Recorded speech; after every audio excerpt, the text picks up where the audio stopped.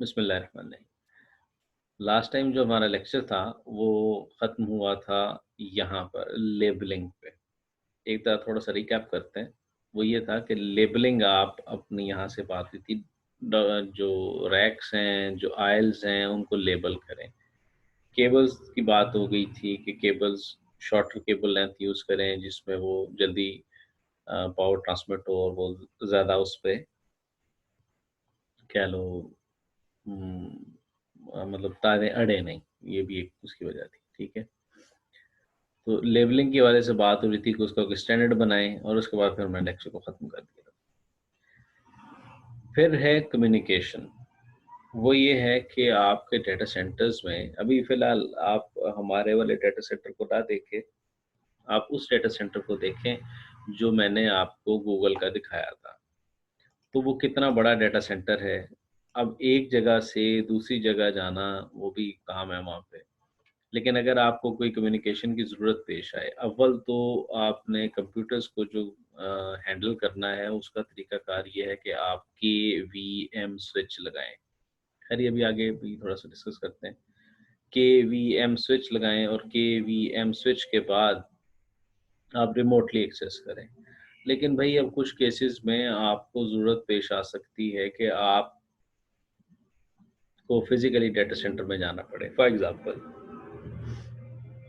हमने बात की थी हॉट स्वैपेबल कंपोनेंट्स की। अगर कोई एक सर्वर था और उसके अंदर कोई हार्ड डिस्क क्रैश कर गई है, तो आपने वो हार्ड डिस्क रिप्लेस करने जाना है। वो आप बैठे-बैठे अपने डेटा सेंटर के सर्वर रूम से नहीं कर सकते। ठीक है जी? अच्छा, वहाँ पे जाके कुछ केसेज़ में फॉर एग्ज़ाम्पल जैसे मेरे साथ यहाँ पे यूनिवर्सिटी में 1-2 दफ़ा हुआ, वो ये हुआ कि इन्होंने नेटवर्क्स कुछ चेंज किए या सॉरी नेटवर्क चेंज नहीं किए, तो हमारा एक स्विच जल गया था जहाँ तक मुझे याद है। तो वो स्विच जल गया तो उन्होंने वहाँ पे उस वक़्त ही एक प्रॉब्लम आया था कि वो उन्होंने तारें उतारी दूसरी जगह तो ये थोड़ी-सी गलती होगी।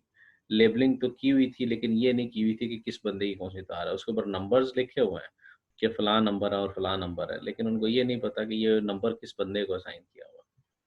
ठीक है? तो बहरहाल वो उस वज़ह से फिर वो क्या हुआ मैं कहा अच्छा जनाब मुझे बताएँ मेरी ये कनेक्टिविटी नहीं आ रही। वो कहते जी हमने तारें लगा दी हैं।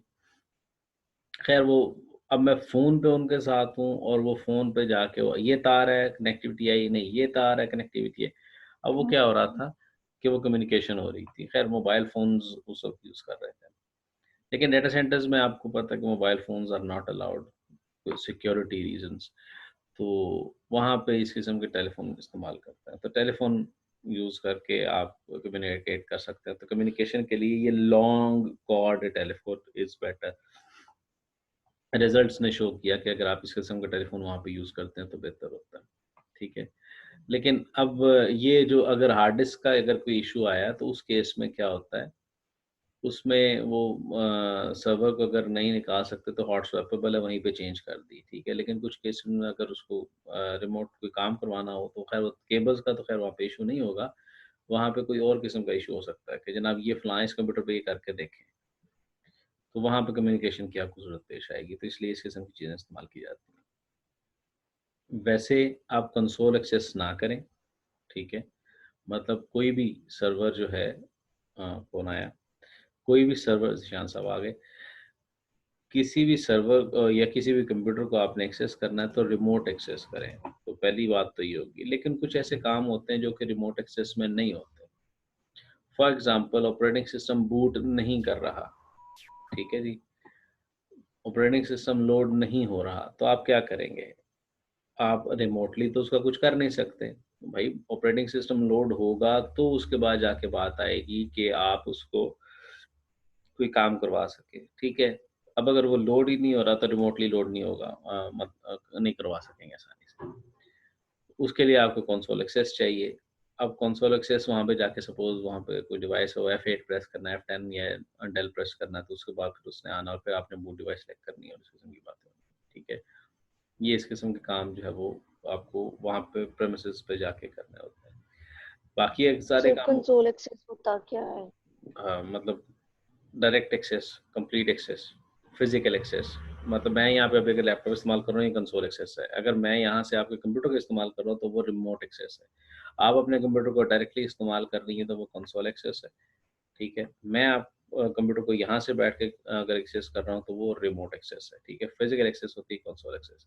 अब अगर आपने उसके अंदर कोई सीडी डालनी है सपोज़, हालाँकि ख़ैर वहाँ पे सर्वर्स में नहीं होती, लेकिन एज़्यूम हम करते हैं, अगर सीडी डालनी है तो उसके लिए आपको कंसोल एक्सेस चाहिए, ठीक है? फिज़िकल एक्सेस चाहिए। या फिर आपने उसमें हार्ड डिस्क रिप्लेस करनी है तो फिज़िकल एक्सेस चाहिए। अगर आपने मतलब उसके अलावा कोई पार्टीशन वगैरह करनी है किसी हार्ड डिस्क की, खैर हो जाती है विंडोज़ में, लेकिन हम अज़्यूम करते हैं कि वो नहीं होती, तो वो उस तरह से कंसोल एक्सेस चाहिए, ठीक है? अच्छा, अब ये तो बातें हो गई सर्टेन टास्क्स जो है वो कंसोल से होते हैं, बाकी आप केवीएम यूज़ करें। लेकिन कुछ केसेज़ में होता क्या है कि ये होता है, ये जिस तरह से वो हॉस्पिटल्स में वो ट्रॉली नहीं होती जिसके अंदर अद्वियात पड़ी हुई होती हैं और पट्टियाँ और स्पिरिट और इस किस्म की चीज़ें। तो हमारे जो डाटा सेंटर्स हैं उनमें ये उस किस्म की ट्रॉली है। ये ज़रूरत उस वक़्त पेश आती है जब आप अपने सिस्टम को एक्सेस रिमोटली नहीं कर रहे, आपको इस तरह से एक्सेस करना पड़ जाता है। वो क्या ज़रूरत पेश आती है? केवीएम वाले कंप्यूटर्स इस वक़्त बिज़ी हैं, ठीक है? तो आप डायरेक्टली उधर चले जाते हैं, इस किस्म की 2-3 ट्रॉलीज़ रख लेते हैं और डायरेक्टली ये ट्रॉली वहाँ पे लेके जाते हैं और उसमें कंप्यूटर में प्लग इन करते हैं और वहाँ से काम कर लेते हैं, ठीक है? तो इस किस्म की चीज़ें इस्तेमाल की जाती हैं, की जा सकती हैं, ठीक है? फिर एक जो बड़ा इम्पोर्टेंट जो इश्यू है, वो इम्पोर्टेंट इश्यू ये है कि आपके पास कोई वर्क बेंच होना चाहिए। आपने कोई भी काम करना तो ये नहीं कि इस किस्म की डिवाइसेज़ लेके जाके आप वहाँ पे काम करें। ये उस वक़्त है कि आपने कोई कॉन्फ़िगरेशन करनी है, ठीक है? तब ये वाली ट्रॉली इस्तेमाल होगी। लेकिन अगर आपको ज़रूरत पेश आती है कि आपने कुछ हार्डवेयर कंपोनेंट चेंज करना है, तो और वो हॉट स्वैपेबल नहीं है, तो आप उसको हॉट स्वैपेबल में सपोज़ एक चीज़ कुछ ज़्यादा ही ख़राब हो गई, तो आप हॉट स्वैपेबल पार्ट को चेंज करेंगे ना, वो वहाँ पे चेंज हो गया। सर्वर को आपने लाके कुछ करना है, सर्वर की डस्टिंग करनी है जी, ज़रूरी है। अव्वल तो आप एयर को कंट्रोल करते हैं, लेकिन हम अज़्यूम करते हैं कि कोई गंद-शंद आ गया, तो फिर आप उसको वहाँ पे साफ़ नहीं करेंगे, आप उसको कहीं और लाके साफ़ करेंगे, ठीक है? तो वर्क बेंच होना ज़रूरी है, ये नहीं कि डाटा सेंटर के अंदर ही बंदे काम कर रहे हो। तो ये वाली जो कहानी है, ये बड़ी इम्पोर्टेंट है। वो क्या है, people should not work in data centres. उनके लिए स्पेशल वर्क से मुराद ये है कि जो उनके रेगुलर काम है। कंप्यूटर को एक्सेस करना है, रिमोटली करें, ठीक है? किसी का कंप्यूटर ठीक करना है, उसको डाटा सेंटर में अगर कंप्यूटर ठीक करना है, तो उसको वहाँ ठीक ना करें, उसको उठा के लेके अपने पास आएँ, ठीक है? अपना एक स्पेशल रूम हो। क्यों? ऐसे नॉर्मली ऐसे को जो ऑफ़िस मिलता है वो डाटा सेंटर के अंदर होता है। हमारे यहाँ भी तकरीबन डाटा सेंटर के अंदर है, तकरीबन मतलब उसके अंदर अलग बात है डाटा सेंटर और उनके वर्क प्लेस के अंदर एक स्पेस है और दोनों दोनों कैंपसेस में और ऐसी ही होनी चाहिए। डाटा सेंटर के अंदर आपको पता है कि गर्मी है या सर्दी है, एसी चल रहा होता है, ठीक है? तो वो उतनी वो नहीं होती अच्छी एनवायरनमेंट नहीं होती जो लोगों के लिए क्योंकि अगर ठंड में एसी चल रहा है तो फिर ठीक नहीं है, ठीक है? उसमें क्या है जी, आपके ऑफ़िस डेस्क जो है वो डाटा सेंटर के अंदर नॉर्मली लगाए जाते हैं और मशीन्स के पास, तो ये चीज़ ऐसी नहीं होनी चाहिए क्यों? क्योंकि it is unhealthy for people कि आप लॉन्ग आवर्स में ठंड में काम करें, टेम्परेचर और humidity is very good for the machines but not for the humans, ठीक है? उस वक़्त वो किसी को नहीं पता चलेगा लेकिन उससे कोई ना कोई बीमारियाँ होंगी जो कि आपको महसूस नहीं होगा। लेकिन आपकी जो कॉस्ट इंक्रीज़ होगी वो ये होगी कि एक बंदे के लिए अगर एक बंदा डाटा सेंटर में काम कर रहा है, कौन आ गया? निशात साहब आ गए। एक बंदा अगर डाटा सेंटर में काम कर रहा है, तो उसके लिए 600 British thermal units of cooling चाहिए और डेफ़िनेटली अगर वहाँ पे 10 बंदे काम कर रहे हैं, तो फिर ये 6000 चाहिए। ठीक है जी? तो उस हवाले से कूलिंग आपकी बढ़ जाएगी। मैंने आपको एक अर्ज़ की थी कि एक दफ़ा एक डाटा सेंटर में वो क्या होता था, वो ऐसे जाते थे, दरवाज़ा खोल के आ जाते थे वापस। ठीक है? तो उससे क्या हुआ कि वहाँ पे टेम्परेचर 10 डिग्री बढ़ गया था। तो उनको कहा जी आप सिर्फ़ दरवाज़ा बंद कर दें, सारा कुछ ठीक हो जाएगा, तो मसाइल हल हो गए थे। तो अगर वो बंदा दरवाज़ा खोल के आ गई होता है, ख़ैर वो तो चलो उस केस में हवा आ रही है और जा रही है, लेकिन अगर बंदा वहाँ पे बैठा है, तो उसको अगर ठंड लग रही है तो उसका जिस्म ज़्यादा कोशिश करेगा कि उसको क्या किया जाए, हीट अप किया जाए। तो वो बॉडी में हीट नेचुरली जनरेट होगी कि आपने उस बार ठंड से थोड़ा-सा लड़ना है। और वो हीट हो सकता है थोड़ी ज़्यादा होगी, तो फिर उधर कूल एसी भी जो लगा वो ज़्यादा काम करेगा, ठीक है? तो इसलिए ये है कि उसको वहाँ पे दूर रखें। अच्छा, इसके बाद क्यों ज़रूरी होता है? वो ये होता है जितने भी एसेज होते हैं उनको एर्गोनॉमिक वर्किंग स्पेस चाहिए होती है। What is ergonomic? सिंपल सी बात करते हैं, आपका जो कीबोर्ड है वो ऐसे है, ये अगर आप मेरा हाथ देखें तो मैं अगर कीबोर्ड को यूज़ करूँगा तो वो ऐसे ये मेरी कलाई को अगर आप गौर करें, इस तरह से मुड़ती है, ठीक है? ये। अब ये क्या होता है अगर if I work long hours, तो लॉन्ग आवर्स में क्या होगा? ये देखिए यहाँ पे ये स्प्रेन है, यहाँ से ये खींच रहा है, ठीक है? तो क्या होगा? एक वक़्त आएगा कलाई में दर्द होगा। इनफैक्ट ऐसा हुआ था मेरे साथ जब मैं पढ़ा रहा था एक दफ़ा। तो हमारे एक हेड साहब थे तो उन्होंने मुझे सुबह से लेके शाम तक यही काम कहा कि जी टाइपिंग करें, टाइपिंग करें। ख़ैर वहाँ पे कंप्यूटर टीचर बेचारा टाइम टेबल कंप्यूटर के जितने काम है उसी ने करने होते थे। तो वहाँ पर ये हुआ कि मैंने वो जब लॉन्ग आवर्स काम किया मेरी कलाइयों में दर्द हो गया था, ठीक है? अब आ रहे एर्गोनॉमिक कीबोर्ड्स। ख़ैर अभी मैं ये बात उससे रिलेट नहीं कर रहा कि वहाँ पे कीबोर्ड्स उनके कैसे होते हैं। अब आते हैं ए टाइप कीबोर्ड्स, ठीक है? और भी हैं ए टाइप। अब ये देखें अगर ये ए बन रहा है ना मेरे हाथों का, ये यहाँ पे जब ए बन रहा है, यहाँ पे अब स्प्रेन नहीं है। इसी तरीके से इधर भी स्प्रेन नहीं है। तो ये वाले कीबोर्ड्स भी हैं। ये एर्गोनॉमिक्स होती है कि इंसान जहाँ पे काम कर रहा है वो उसके लिए फ्रेंडली हो, तो एर्गोनॉमिक्स इस चीज़ को एक स्टडी है। अब अगर डेटा सेंटर की बात करते हैं, वहाँ पे एर्गोनॉमिक क्या चीज़ नहीं है। अगर किसी बंदे ने कोई कंप्यूटर में कोई कंपोनेंट चेंज करना है, तो वो सपोज़ ऐसे मतलब हाथों में स्क्रीन से ऊपर नहीं लेके जा सकता। ऐसे ऊपर जाके वो चीज़ एक्सेस करनी है या थोड़ा-सा ऊपर होना है, और एर्गोनॉमिक नहीं है, ठीक है? फिर उसके बाद अगर उसने वहाँ पे उसमें चीज़ों में वो जो जगह तंग है उसके अंदर से उसने काम करना है, तो वो एर्गोनॉमिक नहीं है। वो चीज़ लाके अगर वो टेबल पे रखता है और वो एक फुली फ्लैट सरफेस है और उसके लेवल पे आके वो चीज़ हो रही है, तो वो उसके लिए एर्गोनॉमिक है। तो ये चीज़ें भी बड़ी इम्पोर्टेंट होती हैं, ठीक है? अगर किसी को काम करने में मुश्किल होगी उतना, तो वो उतनी प्रोडक्टिविटी नहीं आएगी, ठीक है? आपने देखा होगा गाड़ियाँ अगर कोई लोग ठीक करते हैं, तो कुछ गाड़ियों के नीचे लेट जाते हैं। वो इकोनॉमिक्स ही होती है किसी हद तक कि ज़रा सुकून से काम करें, ठीक है? और कुछ ज़्यादा बेहतर क्या होता है उस गाड़ी को लिफ्ट से उठा लेते हैं और फिर उसके बाद काम करते हैं, तो वो ज़्यादा बेहतर होता है या कुछ केस मुश्किल होता है, ठीक है? तो कोशिश यही की जाती है कि लेवल पे लाया जाए। फिर आप कुछ होते हैं कि जी वो पूरी गाड़ी को उठा लिया और आई लेवल पे लाके टायर चेंज कर दिया, तो वो और इकोनॉमिक हो गया, ठीक है? आप अगर बाइक्स की चीज़ें देख रहे हैं, बाइक अगर रिपेयर हो रही है, तो ये जो होंडा एटलस के जो ओरिजिनल जो वो डीलर है जहाँ से आप ट्यूनिंग कराते हैं, तो वो एयर प्रेशर से हवा मारते हैं, ठीक है? और उसको साफ़ करते हैं और उनके पास वो न्यूमेटिक टूल्स होते हैं कि वो हाथ से ज़ोर नहीं लगा रहे होते, वो हवा से वो चीज़ चल रही होती है और वो फिर बाइक को भी ऊपर उठा के और फिर वहाँ से काम कर रहे होते हैं। तो वो हाई लेवल या अपने लेवल पे चीज़ लाके अपनी आसानी पैदा करके फिर चीज़ को काम कर रहे होते हैं, ठीक है? तो ये इकोनॉमिक्स में आती है चीज़ें, ठीक? तो बहरहाल अच्छा इसमें एक चीज़ और मैं कहता होता हूँ, ये ज़िमनन बात आ गई है इसमें। मैं आमतौर पे अपने कलीग्स को भी कहता हूँ, आपके टीचर्स को भी। वो मैं ये कहता होता हूँ कि जब भी आप बैठते हैं, आपने मेरा ऑफ़िस स्पेस देखी हो, तो जो मेरी ऑफ़िस स्पेस है, वो क्या है? जहाँ पे मैं बैठा हुआ होता हूँ, वो मैक्सिमाइज़्ड है। जहाँ पे आप लोग आते हैं, वो मिनिमाइज़्ड है। तो मैं ये कहता हूँ कि जी जहाँ पे जिस बंदे ने काम करना है, आपने तो आना है 1 मिनट के 10-15 मिनट के लिए आपको चेयर्स देती हैं, आप उधर बैठ जाते हैं। मैंने बैठना है 8 घंटे, ठीक है? तो मैंने अपनी उस स्पेस को जहाँ पे मैंने बैठना है, मैंने उसको मैक्सिमाइज़ करना है कि मेरी प्रोडक्टिविटी इंक्रीज़ हो, कि मैं सुकून से बैठूँ, ठीक है? तो ये भी है, अगर आप सुकून से काम करेंगे, आपकी प्रोडक्टिविटी बढ़ जाती है। अच्छा, फिर उसके बाद जो डेटा सेंटर्स में है, वो इम्पोर्टेंट चीज़ है टूल्स एंड सप्लाइज़। हमने शुरू में बात की थी कि क्रॉस शिपिंग की टर्म एक इस्तेमाल की थी, फिर और इस किस्म की चीज़ें, आरएमए और इस किस्म की बातें। वो ये क्या चीज़ें हैं? वो यही चीज़ें हैं कि आपके पास आपकी चीज़ खराब होगी और आपने उसको भेजी और भेजने के बाद आप इंतज़ार कर रहे हैं कि ये कब आएगी, तो वो थोड़ा-सा मुश्किल हो जाता है। उसके लिए ये है कि आप अपने बैकअप्स रखें, आप अपनी इन्वेंटरी में इतनी चीज़ें रखें कि आप काम चला सकें। हाँ, मतलब सर्वर्स तो आप डेफ़िनेटली नहीं रखेंगे, लेकिन सर्वर के छोटे-मोटे पार्ट्स जो हैं वो रखे जाते हैं।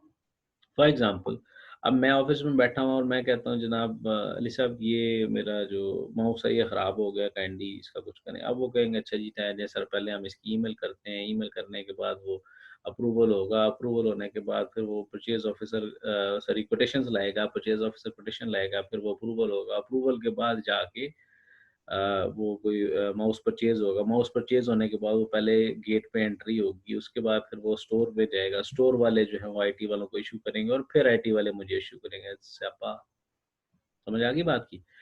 तो वो अगर चीज़ मेरे पास इन्वेंटरी में पड़ी हो, उतनी देर तक मेरा काम रुक जाएगा। इसी तरीके से अगर अली साहब की ही बात करते हैं या हमारी आईपीसी की बात करते हैं, तो वहाँ पे किसी कंप्यूटर की हार्ड डिस्क फेल हो जाती है और यही प्रोसीजर उस हार्ड डिस्क के लिए होता है, तो वो एक सिस्टम डाउन है उस वक़्त, ठीक है? फिर अगर कोई केबल ख़राब हो जाती है, माउस की तार जो है वो ख़राब हो जाती है, ठीक है? कोई कीबोर्ड ख़राब हो जाता है, बच्चे कीज़ जो है उसमें से निकाल लेते हैं, तो फिर क्या है उनके पास? या फिर चलिए इसको भी छोड़ते हैं, इससे हल्का काम करते हैं। नेटवर्क का केबल का जो कनेक्टर है, वो ख़राब हो गया, ठीक है? क्लासरूम में किसी टीचर ने आपने वो नेटवर्क की वायर निकाली वो क्लासरूम वाले कंप्यूटर से और उसके बाद उन्होंने अपने लैपटॉप में लगाई, वापस लगाई, वो पिन टूट गई, ठीक है? अब वो काम नहीं कर रहा। अब ये इस तरह से प्रोसीजर शुरू हो जाए, तो नहीं। तो उसमें ये होता है कि वो उसको उतने पीसेस या कनेक्टर्स रख लिए, माउस रख लिए, कीबोर्ड्स रख लिए, ठीक है? इस किस्म की चीज़ें जो रख लिया और वो जो केबल के ऊपर वो लगाते हैं जिसको अपनी ज़ुबान में टाई कहते हैं, तो वो रख लिए कि केबल्स को इकट्ठा करके जोड़ दिया जाए, ठीक है? तो ये सारी चीज़ें सप्लाइज़ में रखते हैं। अब वो सप्लाइज़ में रखने के लिए कुछ तरीक़ाकार है। हमारे पास इतना बड़ा डाटा सेंटर नहीं है, तो इतनी नहीं है, लेकिन उन्होंने चीज़ें रखी हुई हैं, लेकिन अलमारी में रखी हुई हैं, ठीक है? और उसको प्रॉपर्ली रखा हुआ है। ये चीज़ वहाँ पे ज़रूरत पेश आएगी जहाँ पे आपके काफ़ी सारे कंप्यूटर्स होंगे, सर्वर्स होंगे डाटा सेंटर में, तो वहाँ पे ये तरीकाकार ये है कि आप उनको प्रॉपर बिन्स में स्टोर करें। ये दराज़ें हैं, ठीक है? जिसके अंदर आप वो चीज़ें रखेंगे, प्रॉपरली रखें, लेबल करें। देखें जी लेबलिंग इज़ वेरी इम्पोर्टेंट। अगर हम आप चीज़ों को लेबल नहीं करेंगे तो वहाँ पे एम्प्लॉयी आता है और अभी आता है और नया आता है तो हर एक को नहीं पता चलेगा। अगर वो चीज़ें क्लियरली लेबल होती हैं तो पता चल जाता है, ठीक है? डाटा सेंटर में लेबलिंग जो रैक्स की लेबलिंग है उसकी ज़रूरत क्या आती है पेश वो आपको मैंने बताया। मैंने डाटा सेंटर की एक फ़ोटो दिखाई, अब उस फ़ोटो के अंदर अगर आप देखें तो डाटा सेंटर अच्छा खासा बड़ा है। तो इसको आप अज़्यूम कर लेते हैं जी एयरपोर्ट टर्मिनल है, तो एयरपोर्ट टर्मिनल में आप किस तरह से नेविगेट करेंगे, घूम जाएँगे। तो आप क्या करते हो वहाँ पे लेबल्स लगा लेते हैं कि जी फलाँ गेट है और फलाँ गेट है और इस जगह से फलाँ इधर तक पहुँच जाना है, ये जाने का तरीकाकार है। तो वो इसी वजह से लगाया जाता है। इसी तरीके से यहाँ पे जो कैबिनेट्स हैं इसके ऊपर भी लेबल करेंगे, लेबल इसलिए करेंगे ताकि हमें चीज़ आसानी से मिल सकें कि स्क्रूज़ यहाँ पे हैं, टर्मिनेटर यहाँ पे है, माउस यहाँ पे रखे हुए खैर माउस प्रॉपर डब्बों में होते हैं। लेकिन ये है कि स्क्रूज़ हो गए और कैरेक्टर्स हो गए, टर्मिनेटर्स हो गए, इसके अलावा इस किस्म की छोटी-छोटी चीज़ों को भी रखा जाता है। ठीक है जी। कुछ कोई मेरा ख़्याल है क्वेश्चन करना चाह रहे हैं जिनका माइक ऑन हुआ है? अच्छा चलें मैं ख़त्म होने लगा। तो ये लेबलिंग की बात, ठीक है जी। फिर जो इसमें रिडंडेंसी की कुछ बातें हैं, वो हमने पहले कर ली थी कि रिडंडेंट चीज़ें होनी चाहिए, ठीक है? अच्छा, अब ये आखिरी चीज़ है, ये आपके लिए इम्पोर्टेंट है, ये वाले 6.3.1 ये कहानी है, ठीक है? वो क्या है, कहानी के अंदाज़ में लिखा हुआ है, when you enter my dream data centre, the first thing you notice the voice activated door. ये ड्रीम डाटा सेंटर है, इट मे नॉट एग्जिस्ट, ठीक है? दरवाज़ा हो जी वॉइस एक्टिवेटेड। ये क्या हो रही है? फिज़िकल सिक्योरिटी, ठीक है? एक्सेस सबसे पहले जो कोई बंदा जैसे मैंने आपको गूगल में दिखाया था तो मेन गेट से एंटर हुआ तो वहाँ पे पहले उसने अपनी आइडेंटिफिकेशन कराई, फिर गार्ड ने उसको चेक किया, फिर वो अंदर आया। अच्छा, उसके बाद यदि make sure someone did not record your voice and play it back, you are prompted to a dictionary word which you must then repeat back. आपकी आवाज़ का कोई हिसाब ना लगा ले तो आप कोई डिक्शनरी वर्ड बोलें और तो वो उसको रिकॉग्नाइज़ करे। तो इस किस्म की कहानी है, इसको पढ़ लीजिएगा, ठीक है? एक दफ़ा पढ़ लेना, कहानी अच्छी है, मज़ेदार है। ये मैंने डायग्राम आपको पहले दिखा दी जब मैं डाटा सेंटर में आइल स्पेसिंग की बात कर रहा था, ठीक है? तो फ्रंट और back of the rack there should be 2 square feet of space. इसकी वजह क्या है? Minimum 2 square feet. इसकी वजह क्या है कि आपने जो रैक में जो सर्वर लगा है उसको फ्रंट और बैक से एक्सेस करता है। फ्रंट पे सपोज़ यूएसबीज़ वगैरह लगानी है और बैक पे डाटा केबल सपोज़ लगी हुई है, ठीक है? तो इसलिए आपको इस तरह से स्पेस चाहिए। बीच में आयज़ होनी चाहिए, रैक्स के दरमियान थोड़ी कम स्पेस हो सकती है। ये स्पेस होना इसलिए ज़रूरी है कि यहाँ से एयर का फ्लो होना होता है, ठीक है? ये चीज़ें थी और ये दूसरा डेटा सेंटर की कहानी एक और है, ठीक है? इसके बाद चैप्टर खत्म है। ठीक है जनाब, ये चैप्टर ख़त्म हो गया है, इसके बाद नेटवर्क्स की बातें हैं, तो वो भी बात करते हैं, लेकिन आपसे फ़िलहाल क्वेश्चंस हैं इससे रिलेटेड। तो अभी आप लोग मैं ज़रा स्टॉप शेयरिंग स्क्रीन करता हूँ, तब तक आप ऐसे इस हवाले से कुछ सवाल अगर करना चाहें तो बिस्मिल्लाह। सर रिडंडेंट डाटा सेंटर्स क्या होते हैं? Sorry? Redundant data centres. Redundant का मतलब होता है डुप्लीकेट। दो चीज़ें होती हैं, एक होती है रिडंडेंसी, एक होती है रेप्लिकेशन। रिडंडेंसी की जो नॉर्मली टर्म इस्तेमाल होती है वो होती है अननेसेसरी डुप्लीकेशन, ठीक है?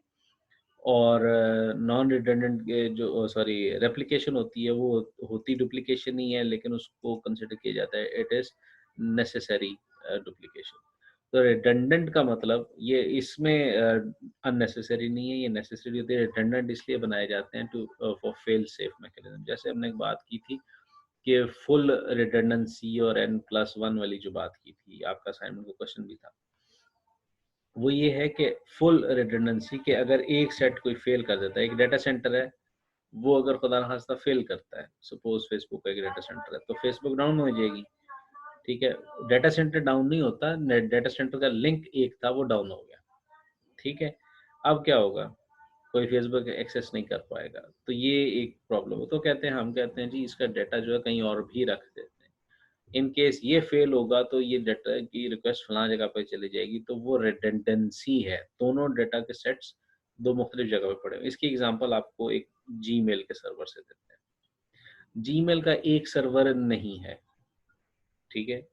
आपकी ईमेल एक सर्वर पे स्टोर नहीं होती, मल्टीपल सर्वर्स पे स्टोर होती है। सेम ईमेल मल्टीपल सर्वर्स पे स्टोर होती है। ये अगर आप में से किसी ने एमएक्स एंट्री को कॉन्फ़िगर किया हो, मेल एक्सचेंज रिकॉर्ड होता है डीएनएस ज़ोन में, तो अगर किसी की वेबसाइट है और वो चाहते हैं कि जनाब क्योंकि होता है यहाँ पे हमारे यहाँ सियालकोट में नॉर्मली ये है कि जो हमारे सर्विस प्रोवाइडर्स होते हैं ना, मतलब मैंने जिससे डोमेन परचेज़ की है वेबसाइट अपनी और ईमेल मेरी उसी सर्वर पे होती है। ये हमारे जो एक कलीग हैं उन्होंने कहा था कि जनाब ये मुझे इस तरह से करके दें क्योंकि ऐसा होता है।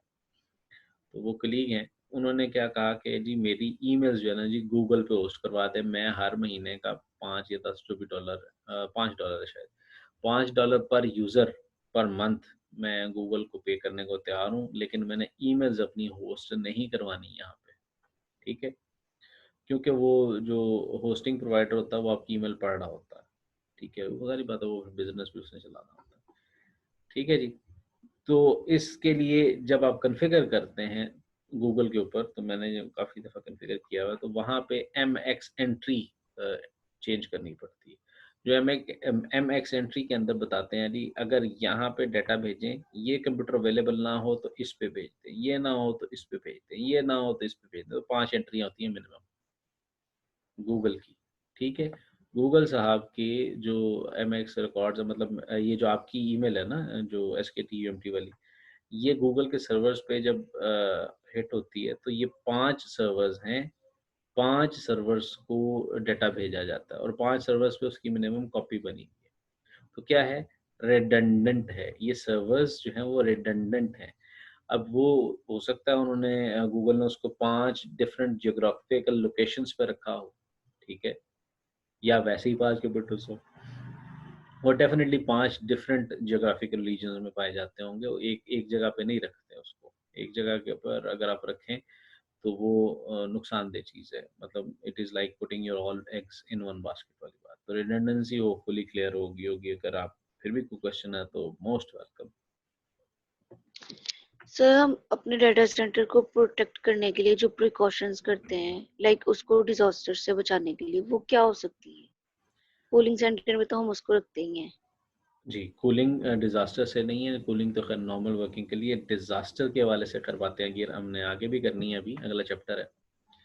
डिज़ास्टर से बचने के लिए जनाब बिजली है, जो आसमानी बिजली है, उससे बचने के लिए हम उसको अर्थ करते हैं, जैसे घरों को अर्थ किया जाता है, ठीक है? उसके ऊपर कोई ऐसी चीज़ लगाते हैं कि जो बिजली को डिफ्लेक्ट कर दे, ठीक है? फिर डिज़ास्टर से बचाने के लिए जब भी हमारे यहाँ एक बुरी आदत है कि हम लोग कंप्यूटर खोलते हैं और तार को साथ ही लगा देते हैं, जो कि स्टैटिक चार्ज उसमें हो सकता है, हम में स्टैटिक चार्ज हो सकता है जो डिवाइस को नुकसान पहुँचाता है। लेकिन आम तौर पे जो करने का तरीकाकार है वो ताहा साहब ने भी कोर्स में देख लिया होगा, टेक्निकल सपोर्ट फंडामेंटल का जो कोर्स है करने, उसमें उन्होंने एक यहाँ पर रिस्ट बैंड पहना है और उसके बाद उस रिस्ट बैंड को बॉडी के साथ कंप्यूटर के अटैच किया और उसके बाद वो काम कर रहे हैं ताकि वो स्टैटिक चार्ज बॉडी में चला जाए, डिवाइस को ना लगे, ठीक है? तो इस तरह से काम कर रहे हैं। तो वो स्टैटिक चार्ज से बचने के लिए वो रिस्ट बैंड दे सकते हैं, एंटी स्टैटिक रिस्ट बैंड देते हैं कि वो लोग वहाँ पे काम करें, ठीक है? फिर उसके बाद अगर वहाँ पे कोई तूफ़ान वगैरह बारिशें आती हैं, तो प्रॉपर निकासी आप कर सकते हैं आप, ठीक है? ये डिज़ास्टर के हवाले से है। फिर उसके अलावा और क्या हो सकता है जी, खुदा न ख़ास्ता ज़लज़ले आ सकते हैं, तो ज़लज़ले के लिए आप शॉक प्रूफ चीज़ें बनाते हैं। दूसरा तीसरा एक और डिज़ास्टर हो सकता है जी, फायर हो सकती है, आग लग सकती है। तो उसके लिए आपके मतलब फायर सप्रेसर्स होते हैं, ठीक है? या ऑटोमेटिक जो अलार्म होते हैं, फिर उसके बाद जो फायर एक्सटिंग्विशर्स होते हैं, वो चीज़ें होती हैं। और क्या हो सकता है? नेटवर्क से कोई नुकसान पहुँचा सकता है आपके सिस्टम को, वो भी डिज़ास्टर हो सकता है। तो उस केस में डीडोस प्रोटेक्शन अगर आप कर सकते हैं, वो करते हैं। ठीक है, करते हैं वैसे कर सकते हैं की बात नहीं, करते हैं, डीडोस प्रोटेक्शन करते हैं। इसके सर अलावा इस डेटा सेंटर्स के सेंस में हम लोग हैकिंग का कोई कॉन्सेप्ट सोच सकते हैं कि बिल्कुल, हैकिंग वगैरह हो सकती है? बिल्कुल, बिल्कुल। डिज़ास्टर है ना, चलें ठीक है, हैकिंग में मैं आपके सिस्टम को नुकसान पहुँचा रहे हैं। मैं आपको एक और सिनेरियो देता हूँ जिसमें आप उतना नुकसान सिस्टम को नहीं पहुँचा रहे, लेकिन आप ब्रांड को बचा रहे हैं। फॉर एग्ज़ाम्पल फेसबुक है। फेसबुक का डेटा ब्रीच हो जाता है। अब ये टर्म क्या है? फेसबुक का डेटा ब्रीच का मतलब ये है कि फेसबुक का डेटा उन लोगों के पास है, आपका डेटा मेरे पास आ गया, ठीक है? ताहा का मैं सारी क्लास के बच्चों का डेटा, लॉगिन पासवर्ड्स मेरे पास आ गए, ठीक है? आपकी फ्रेंडशिप्स मेरे पास आ गई, आपके कमेंट्स मेरे पास आ गए, आपके मैसेजेस मेरे पास आ गए, ठीक? डेटा ब्रीच हो गया। तो डेटा ब्रीच भी एक कंसर्न है क्योंकि डेटा तो डेटा सेंटर में पड़ा हुआ था ना, जो कि ब्रीच हुआ। आप में से चलो अगर 8-10 लोग थे उसमें से एक बंदे ने क्रेडिट कार्ड की इन्फॉर्मेशन रखी हुई थी। ओह! वेरी गुड और क्या चाहिए, ठीक है? तो ये डेटा ब्रीच के भी कॉन्सेप्ट्स हैं जो कि रिमोटली ये इस किस्म के नुकसान हो सकते हैं। या कोई आपके सिस्टम पे एक ऐसी क्वेरी चला देता है कि वो जो सारा डेटा ही डिलीट कर देता है। आप बताएँ, डेटा रीड भी नहीं किया, सिर्फ़ डिलीट कर दिया। तो ये डिज़ास्टर्स हो सकते हैं। तो इसके अगेंस्ट प्रोटेक्शन की जाती है हर जगह, ठीक है? और जनाब अगला सवाल, नहीं तो अगली स्लाइड पे चलें मतलब अगली बात करें। बस इतना ही थी सर। हाँ जी, थैंक यू। बाकी अवाम और कोई सवाल? सर नो ये सर। हम स्लाइड से रिवाइज करेंगे दोबारा, किसको? ये जो हमने अभी बुक से पढ़ा डेटा सेंटर लास्ट में जो है। नहीं, ये स्लाइड में नहीं है। ये जो मैंने 6.3.1 और 6.3.2 जो है वो स्लाइड्स में नहीं है। ये कहानियाँ यहाँ पे हैं, ठीक है? ये ज़्यादातर चीज़ें स्लाइड में नहीं थी। पहले मैंने आपको स्लाइड से करवाया था, फिर मैंने आपको यहाँ पर बुक पे इसलिए लेके आया हूँ कि स्लाइड जो है वो उतनी डिटेल्ड नहीं थी। इसलिए मैं बुक के पेजेज़ पे लेके आया हूँ, ठीक है? तो ये डेफ़िनेटली स्लाइड्स में नहीं है। अगर उसमें होता तो फिर मैं बुक पे ना आ रहा होता। तो अगर आपको याद हो पहले लेक्चर था स्लाइड से, उसके बाद डेटा सेंटर में बुक पे आया था, ठीक है? क्योंकि इसमें काफ़ी सारी चीज़ें कॉम्प्रिहेंसिवली लिखी हुई हैं, ठीक है? तो अभी अगर आप देखें हम द 6th चैप्टर जो है वो हम कंप्लीट कर चुके हैं और 7th पे आते हैं अभी और 7th अब आपको क्लियर करते हैं, ठीक है जनाब? ये जी सर। हर 2 मिनट में ये मेरा ख़्याल है 2 मिनट में ये चैप्टर खत्म हो जाना है क्योंकि जिस सर हम ये नेक्स्ट चैप्टर नेक्स्ट क्लास में स्टार्ट नहीं कर सकते? कर लेते हैं, नेक्स्ट क्लास में स्टार्ट कर लेते हैं जनाब। नहीं बेटे असल में बात पता है क्या हुई है? बात ऐसे है कि हमने पिछले लेक्चर में वो जितना पढ़ा था उसको कंप्लीट किया है। चलें मान लेता हूँ, थोड़ा ही करवाता हूँ, ज़्यादा नहीं करवाता, ठीक है? नेटवर्क्स की ये वो चीज़ें हैं जो आप पढ़ चुके हैं, तो ये फटाफट स्किम हो जाएँगी, ठीक है? सर इसकी तो हमने स्लाइड्स भी पढ़ी थी ना, नेटवर्क के रिलेटेड हाँ, जो बेसिक्स थे। बिल्कुल ये वही है? वही चीज़ें हैं, वो इसलिए बुक से करवाना इसलिए होता है, कुछ चीज़ें इसमें होती हैं जो आपके एमसीक्यूज या क्विजेज या असाइनमेंट से रिलेटेड होती हैं तो वो करवाना ज़रा ज़रूरी हो जाती है। ठीक है, तो सर हम दोनों चीजें कंटिन्यू करेंगे, स्लाइड्स और बुक्स दोनों? हाँ जी बिल्कुल। आप ज़्यादा फोकस बुक पे करेंगे सिर्फ, बाकी सब कुछ छोड़ ठीक देंगे है सब। सर। ठीक है, क्योंकि स्लाइड्स जो होती हैं वो उसका मतलब कह लो काफ़ी हद तक निचोड़ होती हैं, लेकिन डिटेल नहीं होती, ओवरव्यू उसमें होता है। ठीक है, क्लास में होता है ना तो वो डिस्कशन ज़रा ज़्यादा होती है। यहाँ पे डिस्कशन होती तो है लेकिन उतनी ज़्यादा नहीं होती। ठीक है, क्योंकि इंटरेक्शन उतना नहीं कर रहे होते आप लोग। क्लास के दौरान आप डेफ़िनेटली बोल रहे होते हैं, सीख रहे होते हैं। यहाँ पे आप लोग चुप होते हैं क्योंकि एक वक़्त में सब लोग बोल लेंगे तो फिर वो समझ नहीं आएगी। ठीक है, तो ये भी इश्यू होता है। अच्छा, क्योंकि वहाँ पे तो आप शक्ल देख के बताते हैं ना कि ये भी बोलने लगा तो मैं चुप कर जाऊँ। यहाँ पे आपको नहीं पता चलता कि कौन बोलने लगा है। अच्छा, सर एक और बात, जी, जी। ये टाइम टेबल चेंज हो गई है नहीं रमजान में? नहीं मेरा नहीं ख़्याल। सर बट कैसे पॉसिबल होगा, हम लोग 4-4 बजे तक कैसे क्लासेस ले सकेंगे फिर? नहीं बेटा उसको हम 1 घंटे का कर लेंगे, उसमें थोड़ा-सा हम कम कर लेंगे, ठीक है? कंटेंट हम कंप्लीट करके तो फिर उसके बाद मतलब कंटेंट जो है वो आपको कह देंगे कि थोड़ा-सा इसको पढ़ लें, रमज़ान में भी आपको थोड़ा-सा छूट दिया जाएगा होपफुली इंशाअल्लाह अज़ीज़ जैसे पहले हुआ था मेरा ख़्याल है क्लासेस का शेड्यूल जो है वो थोड़ा-सा रिड्यूस हुआ था, ठीक है? क्योंकि 3 जी बजे बिल्कुल सर। 3 बजे ऑफ हो जाता था तो तीन उसी तरह से ही 2 होगा बजे इंशाल्लाह। हमें ऑफ हो जाता था। हाँ, तो इंशाल्लाह हो जाएगा, उसी तरह से क्लासेस को रिड्यूस कर दिया जाएगा, ठीक है?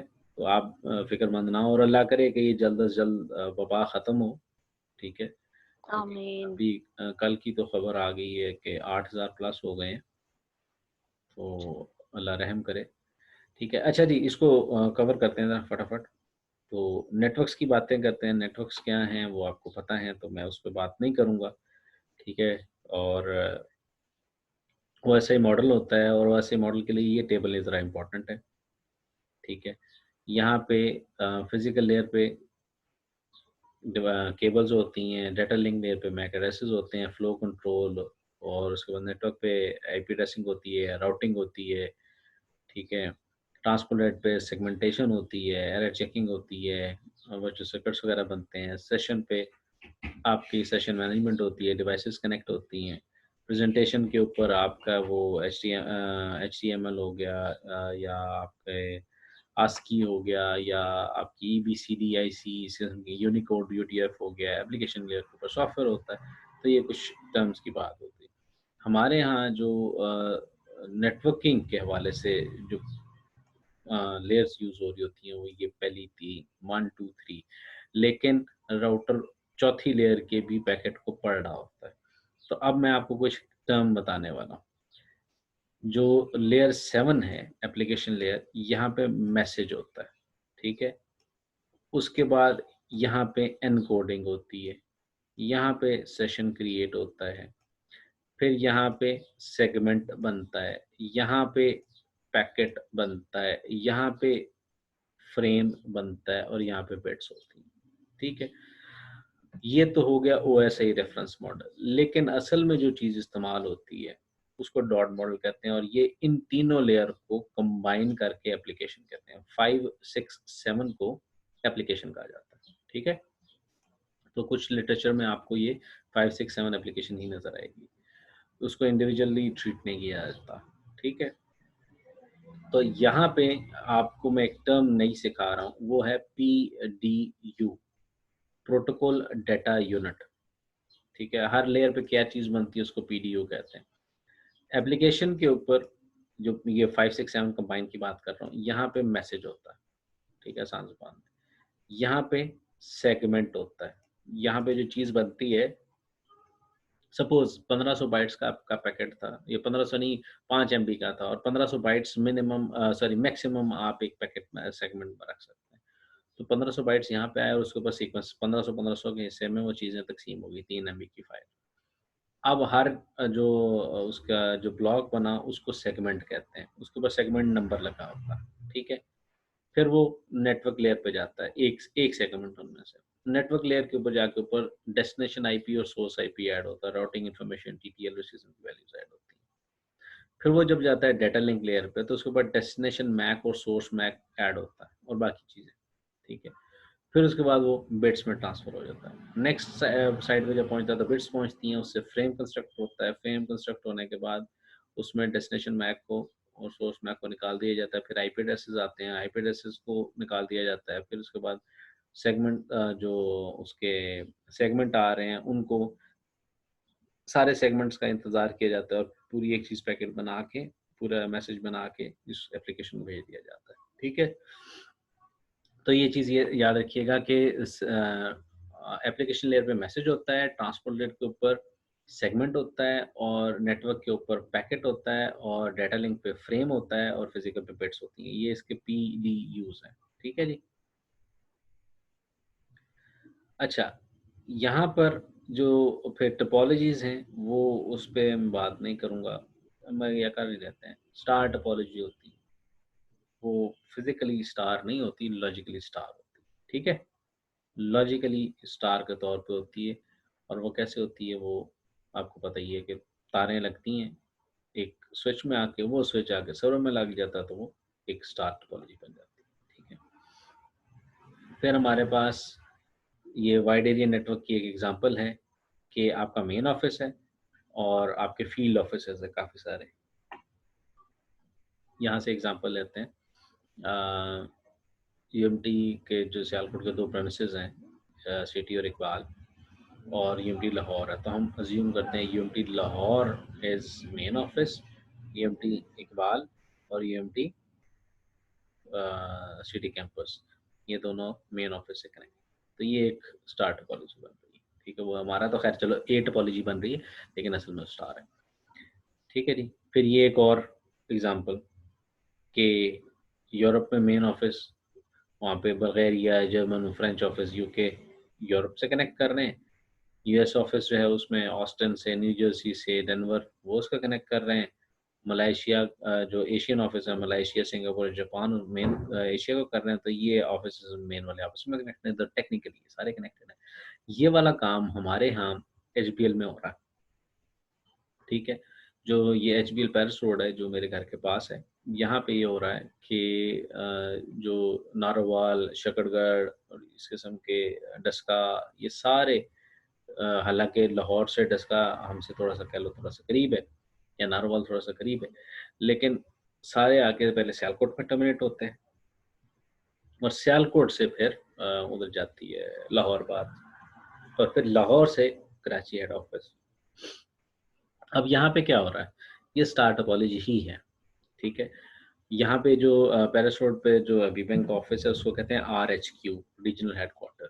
तो रीजनल हेडक्वार्टर में तमाम जो ब्रांचेस हैं, अब सियालकोट की जितनी ब्रांचेस है वो भी आके कनेक्ट यहीं पे हो रही हैं। जो शकरगढ़, नारोवाल की जितनी ब्रांचेस हैं वो सारी आके यहाँ पे कनेक्ट हो रही हैं और उसके बाद यहाँ से कनेक्शन लाहौर तक जा रहा है। ठीक है, तो ये जो अगर आप एग्जांपल लें तो ये सियालकोट में जितनी ब्रांचेस हैं और वो सियालकोट रीजन यहाँ पे, इसके बाद फिर नारोवाल रीजन, शकरगढ़ रीजन, अगर हम डिवाइड कर लें तो वो सारे आगे तो सियालकोट कनेक्ट हो रहे हैं, सियालकोट जाके फिर लाहौर कनेक्ट हो रहा है, लाहौर के साथ और डिवाइसेस भी कनेक्ट हो रही है। ठीक है, तो ये एक स्टार टोपोलॉजी है जिसको हम इस्तेमाल कर रहे हैं और उससे क्या होता है आपकी जो नेटवर्क है उसको मैनेज करना ज़रा आसान हो जाता है। ठीक,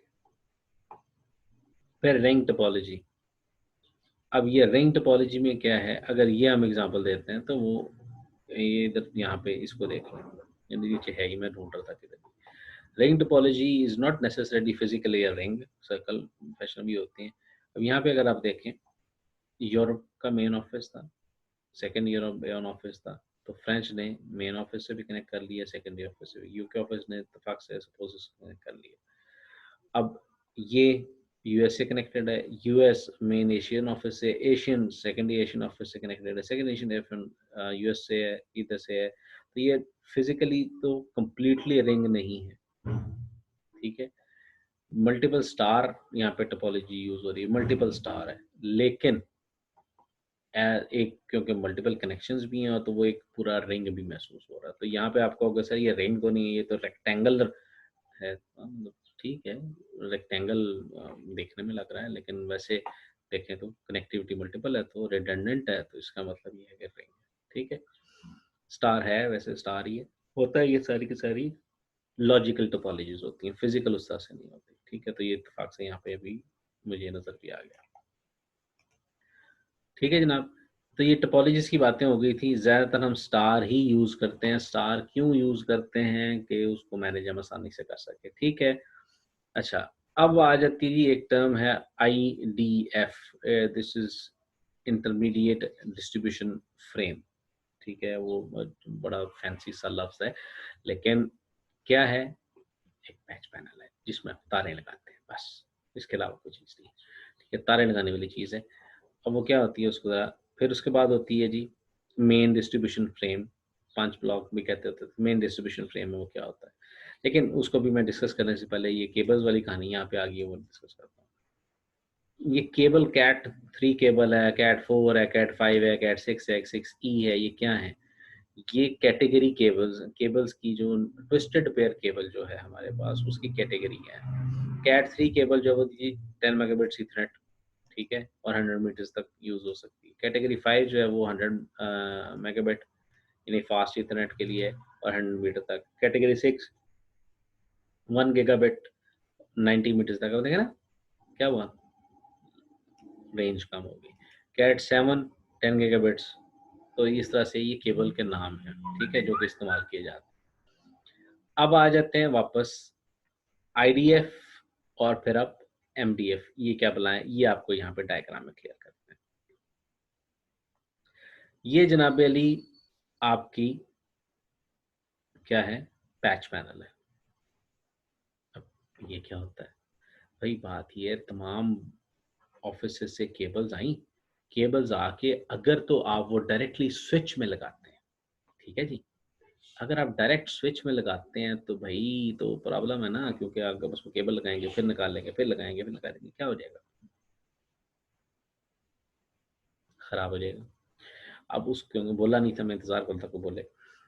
अब वो अगर खराब हो जाएगा तो आप वहाँ पे क्या यूज करते हैं, प्लास्टिक का एक ब्लॉक यूज करते हैं, और उस प्लास्टिक के ब्लॉक में आके केबल को टर्मिनेट करते हैं, और उससे पीछे तारें जो है वो पक्की पक्की लगी हुई होती है किसी चीज के साथ, ठीक है, वो वन टाइम लगा के छोड़ देते हैं। तो वो जिसमें आप आके तार टर्मिनेट कर रहे हैं उसको कहते हैं पैच पैनल, ठीक है। तो यहाँ पे अगर आप, मैं इसको थोड़ा सा जूम कर देता हूँ क्योंकि वो हो सकता है आपने ना खोली हो। पैच पैनल में आके आपने केबल्स कनेक्ट कर दी, patch panels to switches for and switches for desktops, ठीक है, यहाँ पे आपने तारें लगा दी। ये था IDF, इंटरमीडिएट डिस्ट्रीब्यूशन फ्रेम, जिसके अंदर पैच पैनल लगे हुए हैं। ये जो एक रो है ये पैच पैनल है, ठीक है, जो वो जिसके अंदर आप तार टर्मिनेट करेंगे।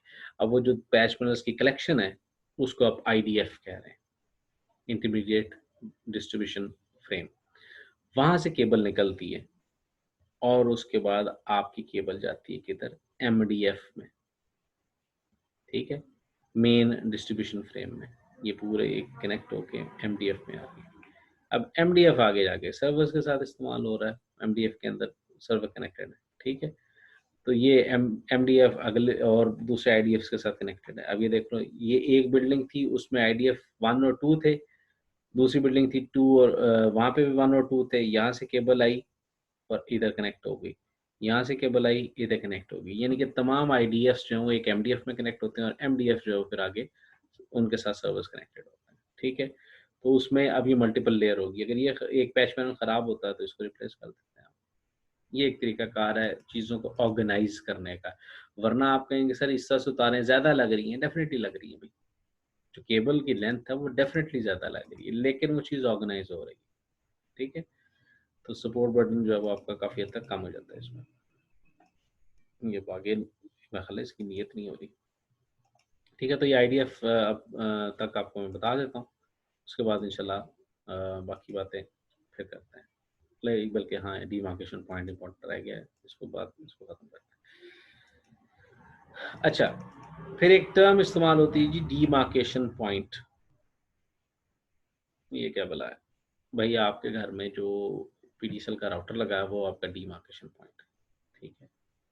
It is a boundary between your organisation and the service provider. Service provider utility company भी हो सकती है, इंटरनेट सर्विस प्रोवाइडर भी हो सकता है, ठीक है। तो वो बाउंड्री है, या वो जो कूड़े वाला आता है आपके पास वो भी एक कंपनी है ना, तो उसके लिए डिमार्केशन पॉइंट आपका गेट होता है, ठीक है। तो डिमार्केशन पॉइंट वो चीज़ होती है जहाँ पे आप जहाँ तक आपकी और आपके जो यूटिलिटी कंपनी है या वो जो सर्विस प्रोवाइडर है उसकी लिमिट है। मतलब यूटिलिटी सर्विस प्रोवाइडर आपके गेट तक आ सकता है और आप गेट से बाहर नहीं आते उसके लिए। तो ये डिमार्केशन वो पॉइंट जो डिमार्केशन पॉइंट है। उस पॉइंट से डिमार्केशन पॉइंट से लेकर उस कंपनी के प्रेमिसेस तक उसे लोकल लूप कहते हैं, जो इसमें नहीं लिखा हुआ वैसे, ठीक है? मतलब मेरे घर से लेकर एक्सचेंज तक जो हिस्सा है उसको लोकल लूप कहते हैं, क्योंकि केबल बिछी हुई है वहाँ से वहाँ तक कुछ भी हो सकता है। और फिर उसके बाद लोकल लूप से आगे जो उनका अपना सर्वर है तो वो उनका अपना नेटवर्क है, डिस्ट्रीब्यूशन सेंटर है बेसिकली पीटीसीएल एक्सचेंज का। अब पीटीसीएल एक्सचेंज जब जाके अपने हो सकता है पीआईई लाहौर से कनेक्ट करती है, पाकिस्तान इंटरनेट एक्सचेंज लाहौर से, तो वो उनका कोर नेटवर्क है, ठीक है? तो मुझे जो चीज़ मिलती है वो एक्सेस नेटवर्क है, जो एक्सचेंज ऑफ एक्सेस नेटवर्क। तो ये भी कुछ टर्म्स इसके हवाले से हैं, ठीक है? तो यहाँ पे नेटवर्क्स में ये सारी चीज़ें क्या हैं, इधर आ जाएँ। अगर इसमें देखते हैं, ये जो मैंने अभी डायग्राम आपके साथ शेयर की थी, तो डिमार्केशन पॉइंट हमारे डाटा सेंटर का ये आईडीएफ है, ये पैच पैनल है, ठीक है? समझ आ गई? क्लाइंट के एतबार से अगर देखें तो सॉरी डाटा सेंटर के एतबार से देखें, क्लाइंट के एतबार से देखें तो डिमार्केशन पॉइंट क्या है उसका, वो local area network card, NIC card, ठीक है? तो ये कुछ टर्म्स थी, ये अभी फिलहाल यहाँ तक रखते हैं क्योंकि काफ़ी ज़्यादा क्लास होगी। मैं आपका कोई 10 मिनट पहले से इंतज़ार कर रहा था, ठीक है? और मैं बैठ के इस वक्त थक गया।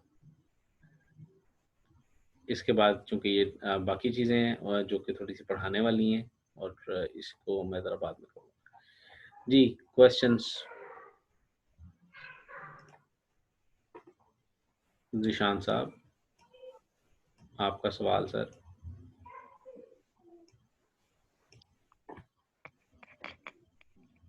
हालाँकि ये भी करवाना था, मैं फाइलें खोल के बैठा हूँ, देखा? ये वाली चीज़ें, ये मैंने करवाना था, लेकिन अब ये चीज़ें टॉपिक ज़रा डिफरेंट है इसलिए रोका।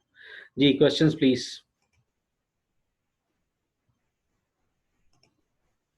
No sir. ये कितनी अच्छी आवाज़ लगती है मुझे ऐसी, है ना? No sir. ईमानदारी की बात है, दिल खुश हो जाता है। और कुछ? जी बच्चे, और कोई सवाल? नहीं तो फिर कमेंट करता हूँ। थक गया मैं। चलें जी, ठीक है फिर, क्योंकि कोई भी नहीं बोल रहा, फिर इसको एंड करते हैं। थैंक यू जी। ओके सर, अल्लाह। ओके जी, अल्लाह हाफ़िज़, अल्लाह हाफ़िज़। ओके सर, अल्लाह हाफिज। अल्लाह हाफ़िज़।